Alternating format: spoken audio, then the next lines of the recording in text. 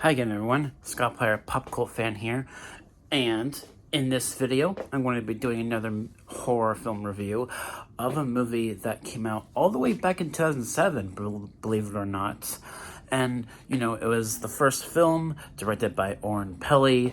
It was his directorial debut, and it is probably one of the most profitable horror films that came out back in 2007. And this movie was, in fact, the Paranormal Activity film that came out, and I definitely think that this movie in particular, it was, like I said, very profitable. It did very well at the box office, so,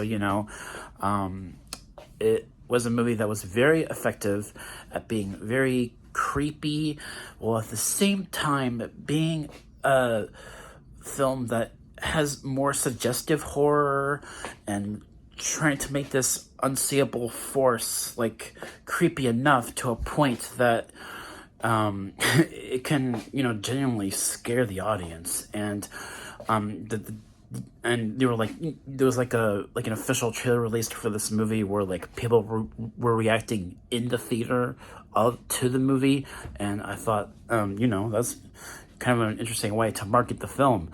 And so, yeah, I thought I'd do this review sort of a little bit more handholdy compared to what you usually do. Because, the found footage genre of the subgenre of horror, it really exploded after the success of the first Paranormal Activity movie. And then, this movie's success, making almost $200 million at the box office, definitely lent to becoming a franchise of its own, with more sequels and a spin-off and a reboot. So yeah, it's a franchise. Paranormal Activity, it's probably one of my favorites from modern day. And the film focuses on this couple, Katie and Mika, in this big house. And, there's this thing going on in the house where lights are flickering, things like that. And at first, they were thinking it could be a spirit, but, as the film went on, the characters did more research, and, and this movie was filmed in found footage. So it's it feels more grounded and compared to other horror films.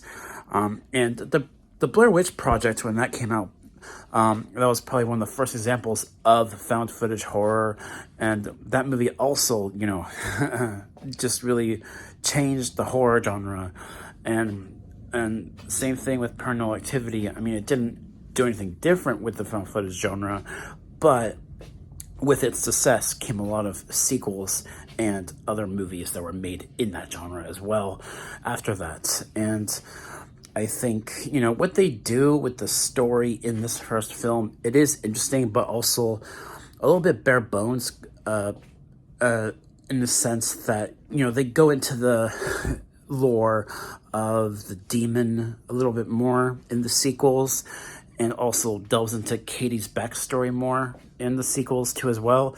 And I think one of them is actually a prequel to this first film. So, yes, it's also a movie that, doesn't have any music. So it's all reliant on, the sound editing and, the sounds that you would hear in the house that, are abnormal. And I just think that's really fascinating. And I think this movie did a really good job, setting up the tension and how it kept building towards the final moments of the film when, the demon basically possesses Katie and kills Mika. So, yeah, this movie came out in 2007, so there are going to be some spoilers in this video, because it came out a long time ago.